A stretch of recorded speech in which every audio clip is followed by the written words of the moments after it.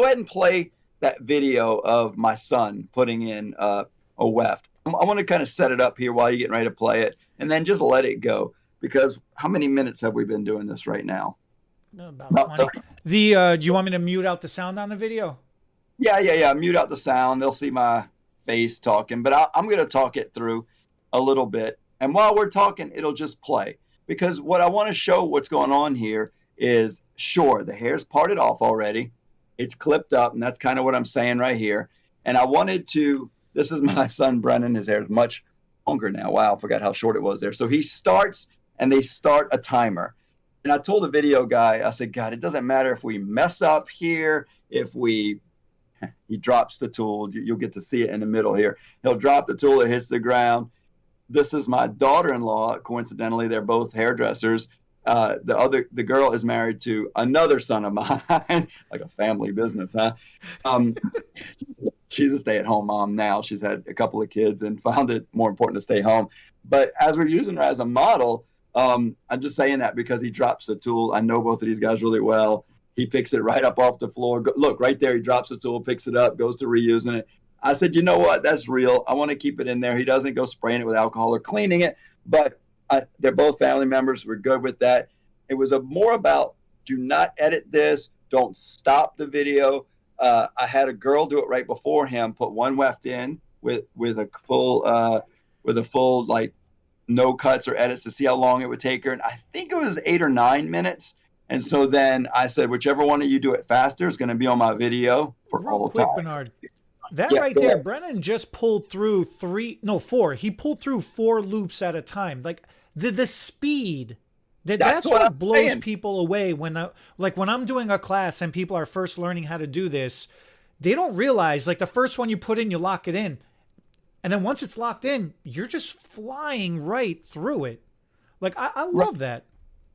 Yeah, and I mean, yes, I know some people critique but he had the hair parted off already. Oh, he already had the weft clipped in. I know. Start at the same point. I almost want to do two next to each other. Get somebody that's really fast and good at hand-tied wefts. It doesn't matter if it takes a little bit longer. That's not really the point here. I'm not trying to slam other techniques because they're slower and more tedious. I'm just saying it is fast. That's a huge benefit. It's faster, it's better, it's healthier, there's more anchor points, it's more comfortable. Why not do everything faster and easier if it's just as good or better than what you're already doing? Now, I know some people are looking at that weft right there and saying, okay, so that weft is a little thicker, like in height, than a hand tied. Yes, it is, but it's hidden really well in the hair. And then one other little trick that I don't even know if you've tried this yet.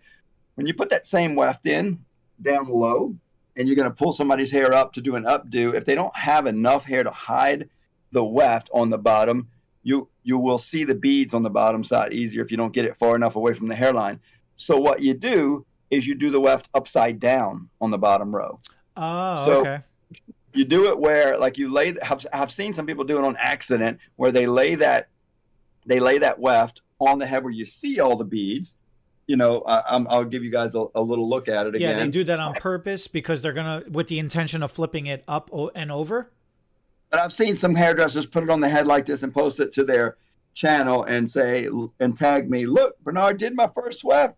They want me to say congratulations, and I have to, as an educator, say it does look pretty good, but you got it upside down. Was that on purpose? And they're like, oh my God, I can't believe I put it upside down. I'm sorry. I said, you don't have to delete it. It's still better than most wefts and still faster, but you see all the beads. But if you do it on the very bottom row and you do the beads a little loose so that you don't pull the hair out of the head. So you just did half the head and it's 3 minutes and 39 seconds. So Yeah, if three you, 3.5 minutes, and he's already halfway through. right. And it's like between 6 and 7 minutes, he puts a full weft in. And so it's just crazy. He doesn't have to have some fancy braiding techniques. He doesn't have to learn how to do a half stitch, a blanket stitch, or a half hitch, or whatever you call that. I mean, I do it because I did a lot of braiding extensions in and sewing them in and back in the day. But I've taught a lot of people how to do that. But I don't have to teach somebody how to do anything with strings and needles. And then you go buy your needles and you go buy them and they're sharp on the ends, and you really should be using dull needles that slide against the head, because if you use sharp needles, you should really take them home, dull them on Dull them a out so you don't sand. stab somebody. Well, you should dull them on a piece of sandpaper or a fingernail file. That's what I would do. I try to dull the needle. They're not easy to dull. I'd run outside on the front of the building and drag them on the concrete or the brick of the building to try to dull them. Because the last thing you want to do is try to go behind a weft to sew to the track or bead or whatever you got on the head and go through the skin and make a suture. That's not what they're looking for. So you want to be able to slide it against the head without sticking them. So a dull needle is a better thing to have here. But he doesn't have to have dull needles. He doesn't have to learn how to sew. He doesn't even have to have string and needles in the salon at all. So you see, he pulls it through. He's trying to get as much hair through the bead as he can. He's got me talking behind him and over to the left. It looks in this. You're all over the place, right? No, and that's one of the other things about this technique. What's so much fun is that you don't have to have a death grip on the hair. You draw it through the loop, you thread it through the weft, and then you find the bead, you grab the bead with the tool, you push it up, you lock it in, you're done. He's getting ready to do the last three right now. You don't have to overthink it. Watch it. Pulls it through like you said, grabs the bead. Oh, his arm's in the way. Pushes it up. He already squeezed it. He threads it through, grabs the bead with the tool. Gets it in natural direction. Fall, gives it a squeeze. Think he might have lost that one because there was only 3 and he's still on number 2. I don't know what happened. Squeezes it. Maybe we'll get to see the last one. Pulls it. There's a lot of hair, so he had a little struggle getting it through the bead.